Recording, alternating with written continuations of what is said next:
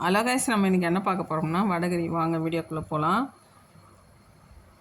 1/4 kilo கடலப்பருப்பு ஊற வச்சுருக்கேன். அது மிக்ஸி ஜாரில் போட்டு குறைன்னு அரைச்சி எடுத்துகிட்டு வந்துடுறேன். ஸ்டவ் பற்ற வச்சு கடாயில் எண்ணெய் ஊற்றிக்கிறேன். இப்போ அடை மாதிரி தட்டி விட்டுடலாம். தட்டிட்டு அப்படியே சிம்மில் மூடி வச்சிடலாம்.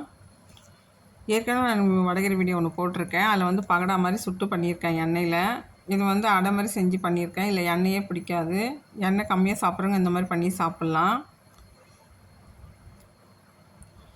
இப்போ அப்படியே திருப்பி விட்டுக்கலாம் எல்லாத்தையும்.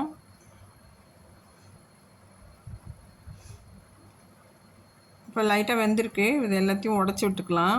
நல்லா உதிரி உதிரியாக ஆக்கி விட்டுருங்க. இப்போ ஸ்டவ் பற்ற வச்சு கடாயில் எண்ணெய் ஊற்றிக்கலாம். பட்டை, சோம்பு, லவங்கம், இலை எல்லாம் போட்டுக்கிறேன். 4 வெங்காயம் கட் பண்ணி வச்சுருக்கேன். வெங்காயமும் போட்டுக்கலாம். 3 பச்சை மிளகாய் கீரி வச்சுருக்கேன். பச்சை மிளகாய், கருவேப்பிலையும் போட்டுக்கலாம்.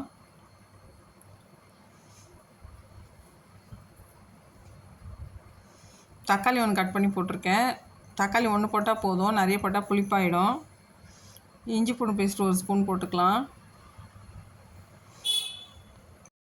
பூண்டு கூட கொஞ்சம் உரித்து போட்டுக்கலாம், ஆனால் நான் பூண்டு போடலை. இப்போ மசாலா சேர்த்துக்கலாம்.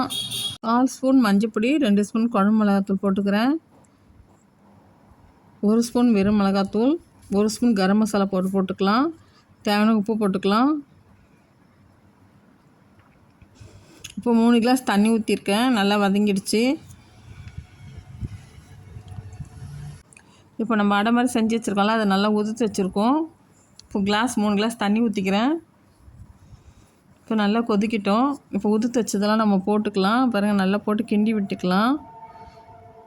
இது செம்ம டேஸ்ட்டாக இருக்குங்க. நீங்களும் இந்த மாதிரி ட்ரை பண்ணி பாருங்கள். இந்த வீடியோ உங்களுக்கு பிடிச்சா லைக் பண்ணுங்கள், சப்ஸ்கிரைப் பண்ணுங்கள், கமெண்ட் பண்ணுங்கள். Thank you friends.